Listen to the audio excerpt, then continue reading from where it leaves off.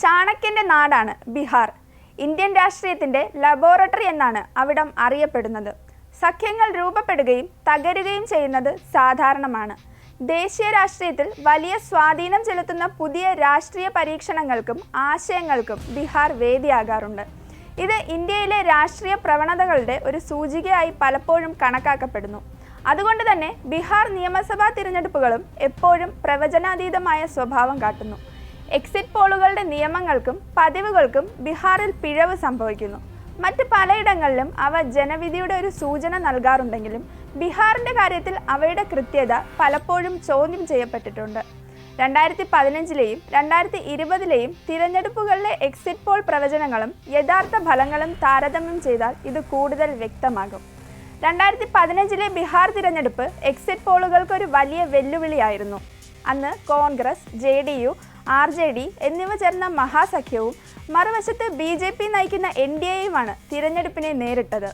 ഭൂരിപക്ഷം എക്സിറ്റ് പോളുകളും NDAയ്ക്ക് നേരിയ ഭൂരിപക്ഷം പ്രവചിച്ചു, അല്ലെങ്കിൽ കടുത്ത മത്സരമുണ്ടാകുമെന്ന് സൂചിപ്പിച്ചു. എന്നാൽ മഹാസഖ്യം വൻ ഭൂരിപക്ഷത്തോടെ വിജയിച്ചു. ആകെയുള്ള 243 സീറ്റുകളിൽ മഹാസഖ്യം 178 സീറ്റുകൾ നേടിയപ്പോൾ NDAയ്ക്ക് 58 സീറ്റുകൾ മാത്രമാണ് ലഭിച്ചത്.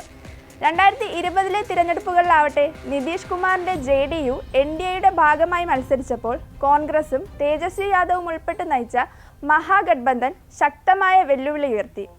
ഭൂരിഭാഗം എക്സിറ്റ് പോളുകളും മഹാസഖ്യത്തിന് മുൻതൂക്കം പ്രവചിച്ചു.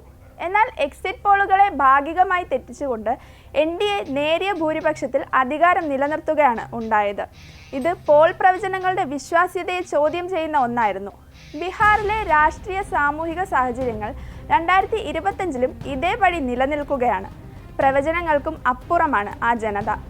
എക്സിറ്റ് പോളുകൾ പലപ്പോഴും കൃത്യമായ ജനവിധി പ്രവചിക്കാൻ കഴിയാതിരുന്നതിന് ചില കാരണങ്ങളുണ്ട്. പ്രധാനമായും സങ്കീർണമായ സാമൂഹിക സമവാക്യങ്ങൾ, ജാതി, മതം, സമുദായം എന്നിവ ബീഹാർ രാഷ്ട്രീയത്തിൽ നിർണായക പങ്ക് വഹിക്കുന്നു. ഈ സങ്കീർണമായ ബന്ധങ്ങളെ എക്സിറ്റ് പോളുകൾക്ക് പൂർണ്ണമായി ഉൾക്കൊള്ളാൻ കഴിഞ്ഞെന്ന് വരില്ല. 2025-ലെ ബീഹാർ തിരഞ്ഞെടുപ്പ് ഫലങ്ങൾ NDAയ്ക്ക് ഭൂരിപക്ഷം പ്രവചിക്കുന്നുവെങ്കിലും ഈ അഭിപ്രായ വോട്ടെടുപ്പുകൾ എത്രത്തോളം കൃത്യമായിരുന്നു എന്നത് നാളെ വ്യക്തമാകും.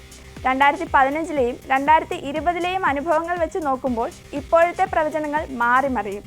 ഇന്ത്യയുടെ ചാണക്യഭൂമിയിലെ രാഷ്ട്രീയ കളിയുടെ സങ്കീർണതയും വോട്ടർമാരുടെ വിവേകവും പലപ്പോഴും പ്രവചനങ്ങളെ മറികടക്കുന്നതാണ് അവിടുത്തെ ചരിത്രം.